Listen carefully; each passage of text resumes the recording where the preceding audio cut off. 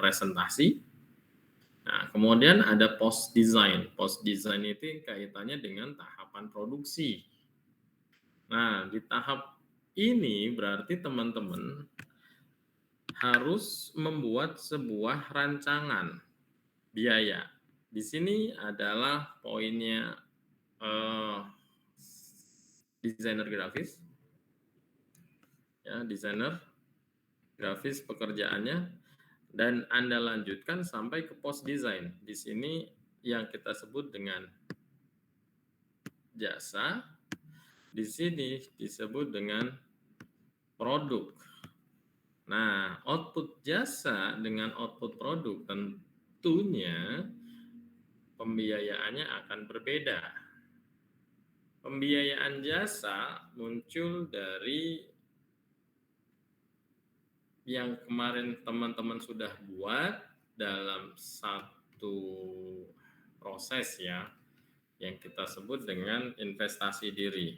Kita cek dulu nih, teman-teman udah pada ngumpulin belum nih form investasi dirinya. Sebentar. Loh, kok nggak mau? PG 5 B. Kita cek dulu nih teman-teman.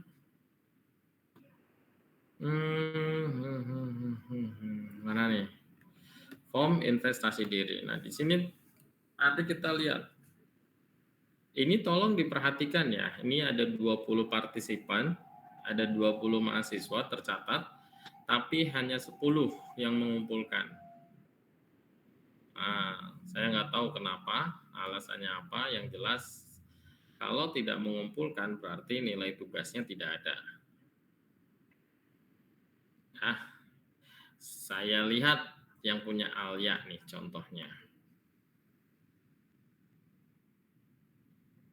Nah, kalau kita bisa lihat di sini, muncul biaya yang kita sebut biaya satuan per jam. Bagus, ya ini sudah bagus nih Alia. Ya, 94.000 biayanya dalam 1 jam.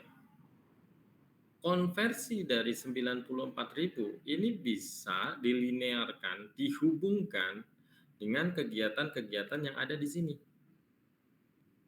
Berapa lama teman-teman melakukan apa? Contoh kalau saya tanya Alia. Alia, ada Alia? Kamu tugasnya ngapain, Mbak, selama pekerjaan PBL ini? Ya, oke. Kerja kelompok punya ini nggak? Punya job desk.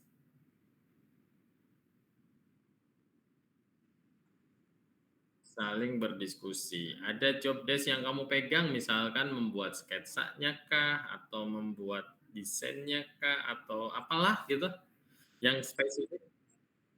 Masih riset? Oke, masih riset. Berapa waktunya selama riset itu? Harusnya kalau sudah mau UTS, risetnya udah selesai nih, harusnya. Gimana nih? Karena kalau saya lihat di jadwal, nah kita cek jadwal ya, kita cek jadwal. PBL UMKM. Nah, kita next di sini. Saya akan mengkonfirmasi nih tugas-tugas teman-teman di PBL ini seharusnya sudah sampai mana nih gitu. Di sini harusnya ada. Cek. Uraian kegiatan. Nah, di sini. Kita kan pekan ke-8, Mbak ya. Ada tahapan-tahapan mulai dari riset desain, penyusunan kreatif brief, membuat mind map, konsep visual. Masa masih riset, Mbak? Ayo. Bener nih. Oh gitu. Berarti kan udah tahapan ini ya. Bareng-bareng, bareng-bareng. Bareng-bareng tuh sebenarnya bisa nggak sih proporsi bareng-bareng itu dibagi gitu? Dari total kegiatan gitu ya. Misalkan ini tanggung jawabnya siapa, atau mungkin bareng-bareng, ya kategori bareng-bareng itu bener kan kah bareng-bareng semuanya bikin sketsa yang sama atau bareng-bareng mengerjakannya di tempat yang sama, tapi tugasnya berbeda. Nah, ini perlu di klaster nih, perlu dijelasin nih, gimana biasanya? Cara kerjanya gimana biasanya? Mhm, sama di nah, yang perorangan apa tuh contohnya? Contohnya apa? Oh, masing-masing ya, masing-masing sketsa. Nah, nanti yang terbaik mungkin itu yang dipilih gitu ya? Berapa berapa jam, Mbak, sebenarnya? Jangan jangan lihat tugasnya, kok tugasnya kan kebetulan dikasih hari ini, deadline-nya minggu depan, tapi nggak dikerjain gitu, baru malam terakhir tuh, besok mau ketemu Bu Dita baru dikerjain gitu. Iya, biasanya gitu ya? Saya nggak tahu nih cara kerjanya gimana, tapi yang jelas totalitas waktu atau total waktu pada saat mengerjakan sketsa berapa jam kira-kira? 3 jam, oke. Innalillahi. Nanti dikonversi ke sini ya, konversi nih, ini sebenarnya butuh waktu berapa jam sih gitu. Tugasnya berapa orang sih kan? Kan kita bisa hitung di sini. Misalkan nih saya kasih berapa jam, saya nggak bisa ngedit ya. Saya nggak bisa ngedit. View only. Coba saya mau minta request edit, akses gitu ya. Nah, jadi teman-teman kalau saya kasih ini saya copy ya. Saya ambil copy nih. Saya ambil copy dulu. Copy ke Excel.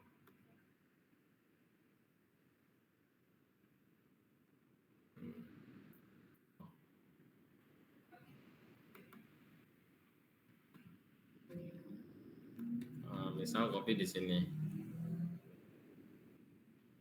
Nah, teman-teman kan kebayang nih gimana ya biar secara langsung. So, saya gaptek nih kalau kalau Excel nih. Nah, oke, langsung semuanya. Nah, teman-teman kan bisa hitung sebenarnya. Riset, brief project. Siapa PJ-nya? Misalkan. Berapa lama waktunya? Bisa nggak? Bisa. Tinggal dihitung. Nanti ketemu nih biayanya. Ya, ketemu satuan biayanya. Terutama kalau kita bicara pada konten waktunya untuk seorang desainer, ini nanti akan berbeda sehingga hasil ini akan berbeda-beda setiap kelompoknya. Kenapa? Karena biaya satuannya itu memang berbeda-beda dan waktu yang digunakan juga berbeda. Contoh ya Mbak ya, ini brief project, terbentuknya kelompok dan laporan. Oke, PJ-nya ketuanya misal, PIC-nya, taruhlah Anji misalkan. Waktunya berapa sih untuk menyusun brief? Apakah ini butuh satuan biaya atau enggak gitu kan? Pak ini nggak pakai biaya Pak, nyusun brief. Oke, biaya misalkan. Biaya, di sini kasih total. Nah, ini contoh. Ya, Anji, biaya waktunya berapa? Oh, waktunya 3 jam. Nah, ini satuan waktu ya, jam misalkan. Jam. Nah, kebetulan di sini riset data briefnya yang Panji dan siapa saja lah terserah. Nanti ada berapa orang, nanti tinggal dikonversi. Kalau ini pekerjaannya dilakukan tanpa biaya, isi aja nol. Jadi total dari sini kali nol, hasilnya pasti nol. Oh, di kegiatan itu nggak pakai biaya gitu ya, di kegiatan itu nggak pakai biaya. Lalu misalkan visual mind map ya, mind map. Bikin mind map Pakai waktu nggak? Pakai energi nggak? Alia, kita langsung saja. Oh, ini tanggung jawabnya Alia nih yang bikin mind map-nya. Pak, nggak cuma Alia, Pak. Siapa? Alia dengan siapa? Anggota kelompoknya. Berarti kan ada 2, Mas, Mbak, yang kerja. Tadi Alia bilang, mind map berapa? Oh, 3 jam, Pak. Karena ini adalah core-nya Alia, saya tinggal lihat. Berapa biaya Alia? Oh, satuan biayanya Alia itu, kalau teman-teman lihat di sini, mana tadi ya? Sebentar.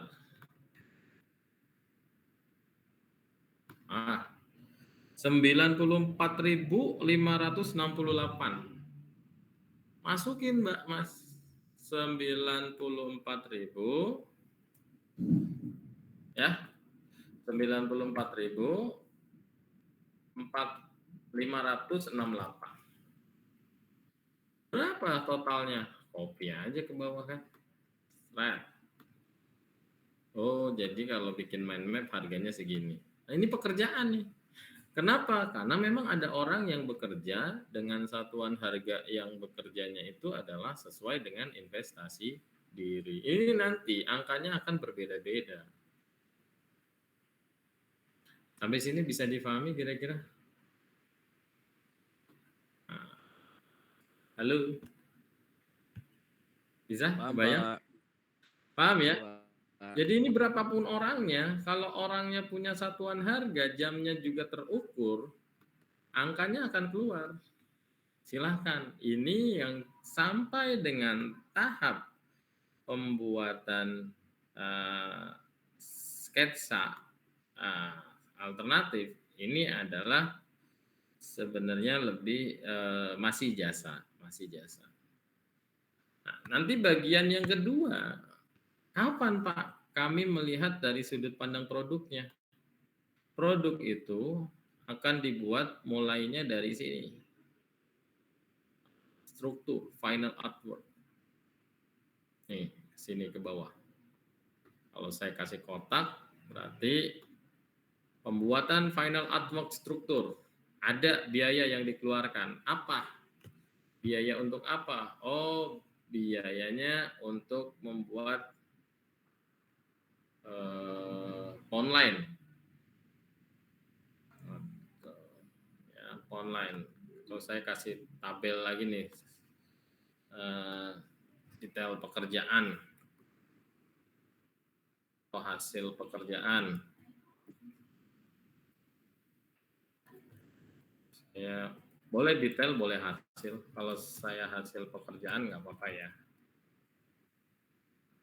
Dari sini, contoh, misalkan di sini adalah online. Oh, hasil pekerjaannya adalah online. Siapa yang kerja di online ini?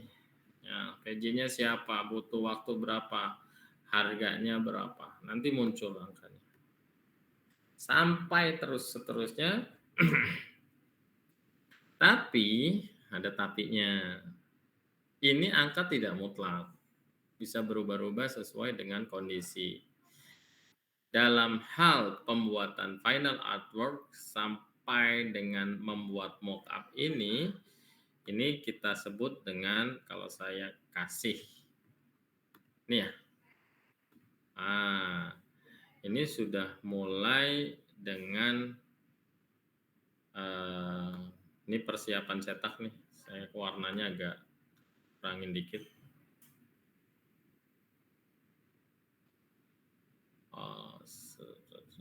Oke, sebentar. Ini sudah, yang kuning itu sudah bahasanya adalah post design. Karena kreatifnya sudah selesai di sini. Nah, kalau sudah post design, saya mengharapkan dari teman-teman, ini saya copy nanti ya. Ini saya copy biar teman-teman bayang. Saya taruh di download saja nah. Excel hitungan sederhana proyek PBL. Hitungan ini teman-teman tidak mutlak. Itu yang teman-teman harus pahami. Saya membuat hitungan ini tidak mutlak rumusnya harus seperti ini, kegiatannya harus seperti ini. Tidak. Tapi kalau mengikuti kegiatan yang ada di brief, maka benar ini pekerjaan setiap minggunya. Dan ini bisa dilakukan proses yang kita sebut breakdown dari kegiatan yang lebih detail. Apa Pak di sini? Sini. Mana ya? Ini kan sudah ya. Oke, ini. Dari catatan-catatan yang tadi di Excel, saya sangat berharap nanti di UTS muncul komponen-komponen yang nanti akan menentukan variabel biaya yang dibutuhkan. Biaya apa saja, variabel apa saja yang akan muncul, atau komponen biaya apa saja, Anda rinci di sini. Biaya komponen produksi yang dibutuhkan. Kemudian apa lagi? Biaya bahan baku untuk melakukan proses produksi, bikin mock up sampai dengan proses cetak, itu harus muncul. Tidak semuanya secara sederhana saya sudah share ke Bu Dita. Jadi yang diminta adalah poinnya saya kasih lihat ke teman-teman aja ya. Ini sebenarnya kita masukin di sini. Apa Pak? Sebentar. Baik. Oh.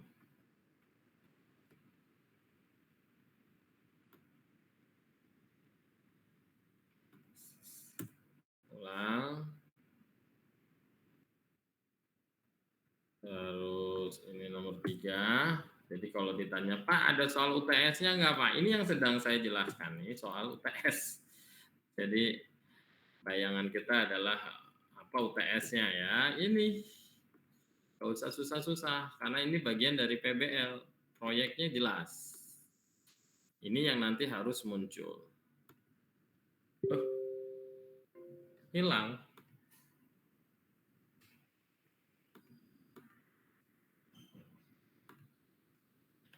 Bisa dibaca teman-teman? Pertama, teman-teman harus menentukan biaya komponen produksi yang dibutuhkan. Produksi ini tidak hanya bicara di post design, tapi di pre-design-nya yang tadi. Pre-design-nya kamu masukin biaya-biayanya. Kemudian jenis peralatan yang akan digunakan untuk melakukan proses produksi. Kan yang dibuat kemasan. Kira-kira akan pakai alat apa sih? Proses produksinya bagaimana sih? Oh, pakai offset, Pak. Ya, pakai offset. Lalu kalau pakai offset butuh apa lagi? Oh, kalau mesin offset berarti nanti saya harus menggunakan alat bantu lainnya. Alat bantu lainnya apa ya? Contohnya kalau mesin cetaknya offset, ya nggak cuman mesin cetak offset Pak, kan nanti produknya saya akan potong. Oh iya, berarti pakai mesin potong kertas. Apa namanya mesinnya? Oh, coba diskusikan dengan yang TICK. Ini prosesnya apa? Nah, menginventarisir jenis peralatan ini akan berimplikasi kepada saya balik. Jadi kalau teman-teman lihat nih jenis bahan baku harusnya di nomor kedua sebenarnya. Tapi sama aja ya, nggak apa-apa ya. Jadi jenis bahan baku akan berimplikasi terhadap peralatan yang digunakan. Jadi nanti teman-teman tuh jenis bahan bakunya apa, nanti alatnya apa, lalu dari bahan baku dan penggunaan alat ini akan menentukan harga pokok pekerjaan. hasil desainnya. Hitung-hitungan sederhananya sebenarnya gini. Nomor ini ya. Nomor 2 dan 3 dulu deh. Nomor 2 dan 3 ini kaitannya dengan spesifikasi kemasan. Jadi spek kemasan ini nanti akan berimplikasi ke harga. Maksudnya gimana sih, Pak? Maksudnya spek. Kamu tahu kemasan kamu pakai apa? Oh, kemasan saya itu, Pak, kemasan satu dari nama kemasan rengginang. Ya, dicetak dengan apa? Oh, dicetak dengan teknik atau modelnya adalah folding box. Folding box. Berapa ukurannya? Apa kertasnya? Ya. Kemudian berapa jumlah cetaknya? Rencananya jumlah cetaknya berapa? Jumlah cetak. Nanti dihitung nih Mbak, dari sinilah muncul sebenarnya, oh kalau kayak gini speknya, berarti saya harus tahu dong, saya pakai alat apa saja nanti untuk prosesnya. Ya, ada laminasinya enggak? Ya, ada laminating enggak? Kemudian ada furnace-nya enggak? Dan seterusnya dan seterusnya. Nah, inilah pentingnya konsep PBL ini bergabung dengan teman-teman TICK. Silakan teman-teman nih berkoordinasi dengan yang TICK untuk menentukan jenis peralatan dan jenis bahan baku yang digunakan. Endingnya, dari jenis peralatan dan jenis bahan baku, teman-teman bisa menentukan harga pokok pekerjaannya. Ya, harga pokok pekerjaannya. Jadi berapa ya? Oh, saya ambil contoh. Contoh. Saya hitung kebutuhan kertas saya. Nah, di sini nih. Kebutuhan kertas saya adalah saya mau cetak menggunakan ukuran kertas, ya contoh ya, contoh. Ukuran kertasnya adalah, ini contohnya kebetulan bukan kemasan ya, contohnya buku. Ini bahan nih, ulang, bahan.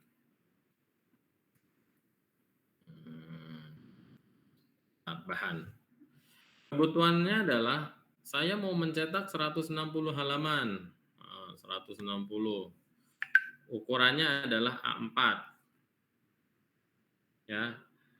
Planonya yang saya pakai nanti 65 kali 100. Nah, ini teman-teman nanti diskusi. Enggak saling membantu, saling membantu. Jadi teman-teman memberikan spesifikasi ke TICK, TICK nanti membantu dalam rangka menurunkan. Oh, kalau gitu pakai kertasnya planonya ini. Ya, pakai ukuran kertas planonya adalah yang ini dan seterusnya. Ini contoh aja ya. Karena ini contoh penghitungan, jadi dari sini teman-teman bisa hitung. Oh, kalau saya punya buku halamannya 160, maka saya butuh 80 lembar. Kenapa 80 lembar? Karena halaman buku itu biasanya bolak-balik. Berarti 160 dibagi 2. Kalau kertasnya ukuran 65 kali 100 dibagi A4 jadinya 9 lembar. Hitungannya begini. Pak, jadi 9 lembar? Iya, atau jadi 8 lembar tergantung cara motongnya. Harga perimnya berapa? Harga perimnya adalah 312.000. Yang ditanya berapa biaya kertas? Nah, ini yang muncul. Kenapa bisa menghitung biaya kertas? Karena dikonversi dengan kebutuhan kertas kamu dalam mencetak kemasan. Sebenarnya ini bukan sesuatu yang sulit, ya. Gak rumit juga, teman-teman udah kebayang lah. Oh ya, saya butuhnya ivory. Kalau butuh ivory berarti ivory-nya akan ya 1 lembar tuh jadi berapa kemasan sih gitu ya. Nanti bisa dihitung. Seperti ini juga sama. Oh, ini kertasnya HVS karena ukurannya 65 kali 100, kemudian dicetaknya dalam ukuran 21 kali 297, makanya 65 kali 100 dibagi 21 kali 29,7. Sama, persis. Menghitung kemasan pun tidak jauh berbeda. Paham ya? Saya sudah berusaha pelan-pelan nih, pelan-pelan sekali. Paham kira-kira? Any question? Ada pertanyaan? Yes. Aman, aman. Pak, mau nanya. Iya, silahkan. Kalau misalnya kemasan, maksudnya sama, saya belum kegambar, Pak. Oke. Ada bayangan? Yang dimaksud sama ya, kategori sama. Mas Maulana ya ini ya? Maulana. Bener Maulana? Saya salah orang lagi.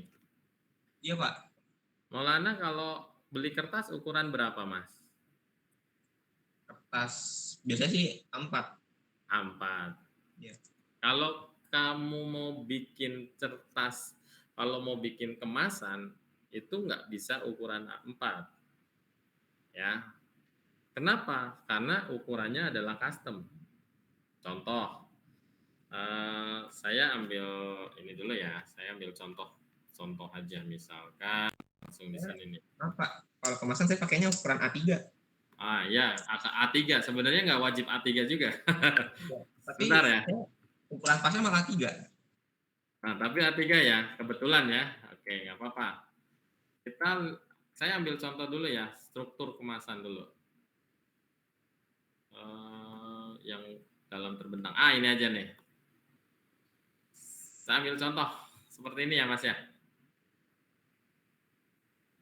Ambil contoh nih, biar teman-teman kebayang. Oh, nggak bisa di copy. Bentar, close dulu.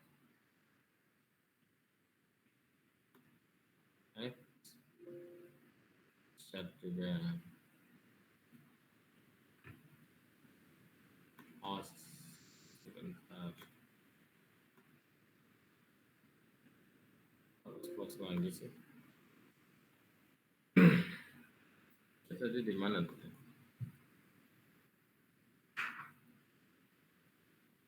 Wait ya, tunggu sebentar biar kalian jelas. Ini. Nah, kalau kemasan kan begini nih ya Mas ya. Ini kan dimensinya setiap kertas itu cuma punya 2 dimensi. Dimensi panjang, dimensi lebar. Nggak punya dimensi tinggi, kertas. Paham ya?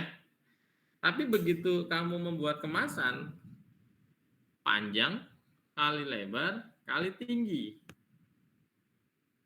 Kertas yang kamu gunakan selalu panjang dikali lebar. Oleh karena itu, membeli kertas itu pasti ukurannya ukuran persegi. Ini panjangnya, ini lebarnya. Ini yang kita sebut dengan ukuran kertas custom. Biasanya di toko kertas itu namanya plano. Kebetulan adanya yang saya contoh di sini 65 kali 100. Nah, karena kemasannya dikali tinggi, berarti kan harus dibuka ya, Mas ya? Nih, harus dibuka nih. Inilah bentangan. Oke, panjang kali lebar. Tuh, ini panjangnya, ini lebarnya. Teman-teman nggak usah pikirin tuh kelilingnya. Keliling yang ada di sini nanti implikasinya adalah kepada bentuk pisau. Karena ini harus dipotong nih tuh. Pak, ada pisaunya? Pak, ada. Makanya nanti di finishing ada memotong kertas sesuai dengan pola. Dalam hal ini kemasan ya potong sesuai dengan pola kemasannya. Ada biayanya Pak? Ada. Nah, kita mau masuk ke sana ongkos potong. Tapi nanti dulu, sebelum kita belum masuk potong, kita baru ngomongin bahan. Oh, bahannya berapa ya? Bahannya dari konversi ini plano, misalkan di sini 109 misalnya Mas ya. di sini 79, ya tinggal dikonversi. Ini kemasan kamu dalam satu up, ini namanya satu up ya Mas ya. Dalam satu up itu berapa sih panjang kali lebarnya? Oh, panjang kali lebarnya ternyata A3 kata Mas Maulana. Oke, nggak apa-apa. A3 berapa? Oh, A3 itu ukurannya 42 dikali 29,7. Maka konversikan 79 kali 109 dibagi 42 kali 29,7. Rumusnya sama dengan ini. Clear Maulana? Paham maksud saya? Terima kasih, Pak. Iya, nanti tinggal dihitung. Jadi berapa satu planonya? Jadi 4 kah? Jadi 2 kah? Jadi 3 kah? Belum tentu jadi 2, belum tentu jadi 3, belum tentu jadi 4. Bisa jadi dalam satu kali cetak itu terdapat 2 atau 4 kemasan. Contoh, Pak, ini kemasan saya panjangnya adalah 42. Oke. Bentar ya, saya putar dulu. Nah, Nah, setelah saya mau cetak, saya mau kayaknya mesin ukuran setengah plano. Betul. Jadi dalam satu kali cetak, saya dapat 2 kemasan. Ini juga bisa terjadi, Mas.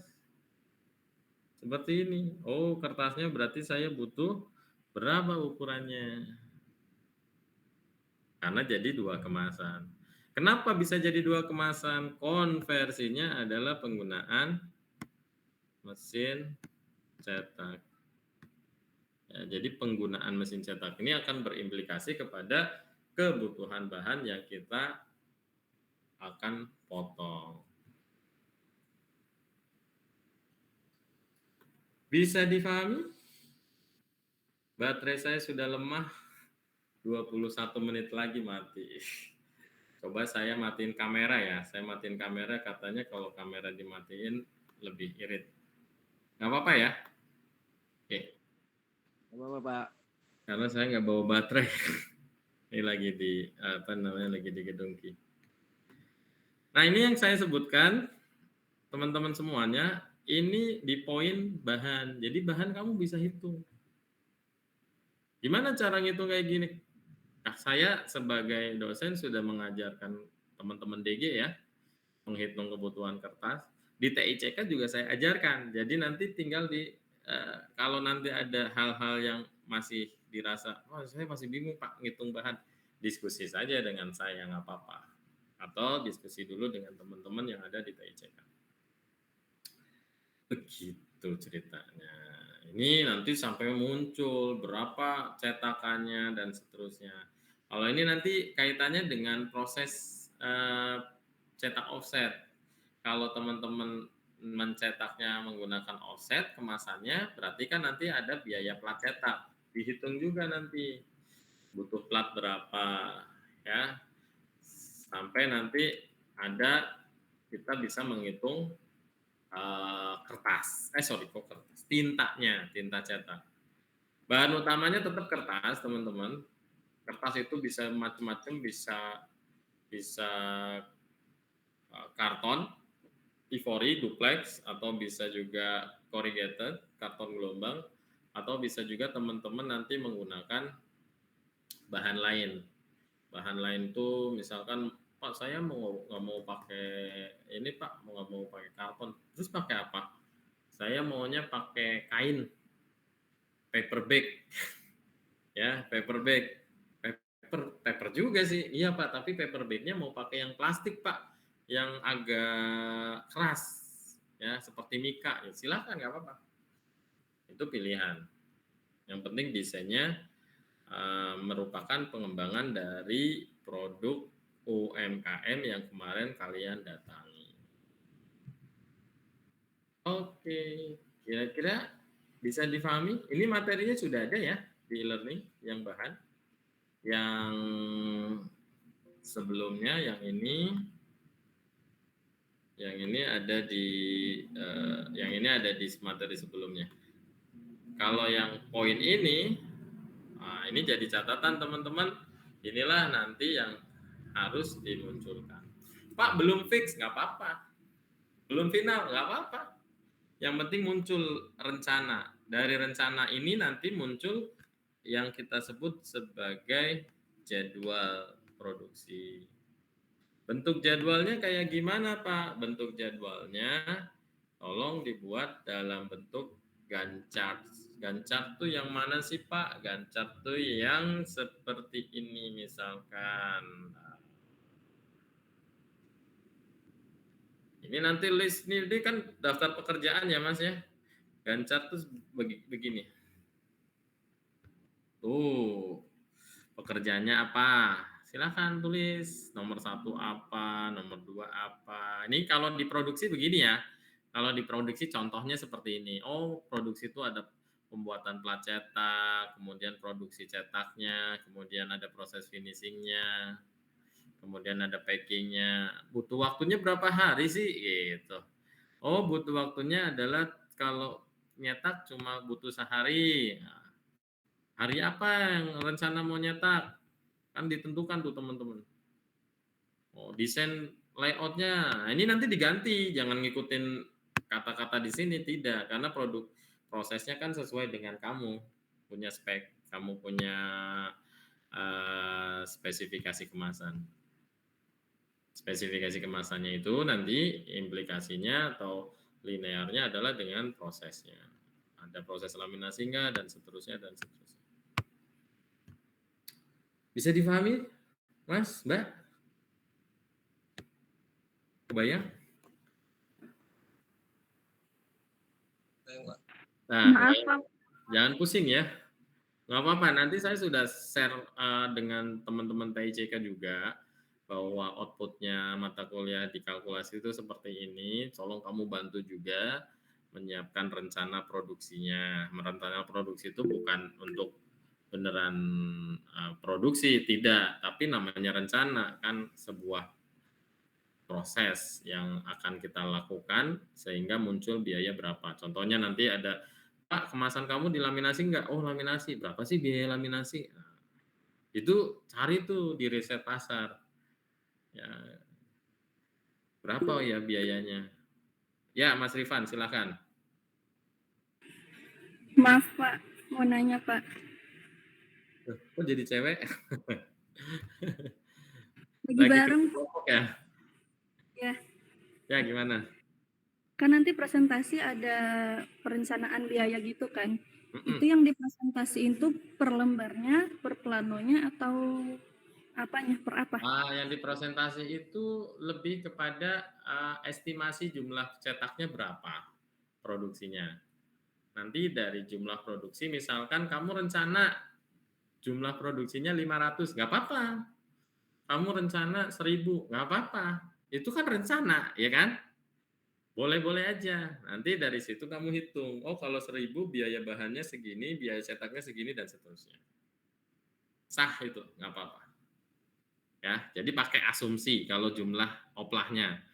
Tapi kalau dari jumlah proses cetak, karena hitungan jasa kan sama ya, Mbak ya? Di sini nih, yang tadi kita hitung awal nih. Ini kan jasa ya. Kira-kira kalau jasa itu bikin satu dengan 1000 sama nggak? Jasa. Sama ya, Pak. Yang beda Sama produk. dong. Kan pekerjaannya sama. Ya kan? Emang kalau bikin satu nggak pakai riset? Kan 1000 riset? Kan enggak. Kecuali kalau di sini produksi. Kalau produksi bikin 1000 dengan bikin satu, ya jumlah kemasannya beda, jumlah bahannya beda, jumlah ongkosnya beda gitu. Clear? Jadi kalau nanti muncul, Pak, jasa lebih tinggi, nggak apa-apa daripada produksinya, ya wajar. Saya pernah ingetin kamu ya, Pak, pernah cerita sedikit yang tentang logo Pertamina ya. Itu bikin logo Pertamina aja 3 miliar. Nyetak logo Pertamina, wah nggak sampai 3 miliar nyetaknya gitu. Gitu ya, Mbak. Ini si Mbak siapa? Nadila, Pak. Oh, Nadila. Makasih ya, Pak. Sama-sama, Nadila. Begitu ya kira-kira ya. Jadi poin yang 5 ini tolong nanti jadi mandatori. Ya, mandatori saya kalau nanti mau melihat sejauh mana Anda sudah mengaplikasikan hitungan kalkulasi desain dari poin-poin ini. Nah, kemudian luaran apa bukan luaran sih, poin antara jasa dan apa namanya produksi atau produk nanti kita boleh kamu bikin semacam klaster ya, klaster. Tapi sih intinya kalau balik lagi ke sini teman-teman, kalau balik lagi ke paparan materi yang mana ya? Kalau nggak salah yang tahapan tadi ya, tahapan proses desain itu sudah sebenarnya ternyata desainer grafis juga harus mempertimbangkan ini post desain tadi ya, post desain yang di sini nih ya, post desain yang ini nih ya, memang ada produksinya, tidak sampai hanya selesai surface-nya saja, visualnya saja, tapi ada post desain atau biaya produksi yang mana kalau secara sederhana bahasa saya tuh gini, biaya pre-design dan desain itu adalah lebih kepada biaya tidak langsung, sementara biaya produksi itu biaya langsung karena harus beli bahan gitu ya. Kalau kamu bikin mind map kan nggak harus beli ini agak ekstrim nih, nggak perlu beli otak gitu ya. Masa beli otak kan nggak mungkin. Nah emang kan udah terpatri. Oh orang bikin map.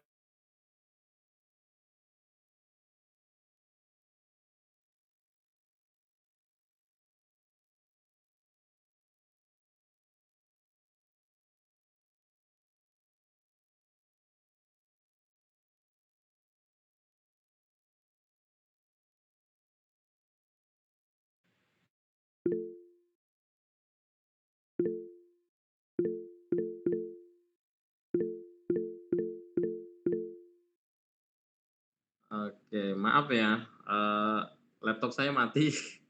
Saya nggak bawa charger, jadi saya pakai handphone. Materi saya tidak bisa saya sampaikan lagi, tapi nggak apa-apa ya. Cukup tadi materinya memang sudah selesai di situ. Kira-kira ada pertanyaan lagi? Cukup?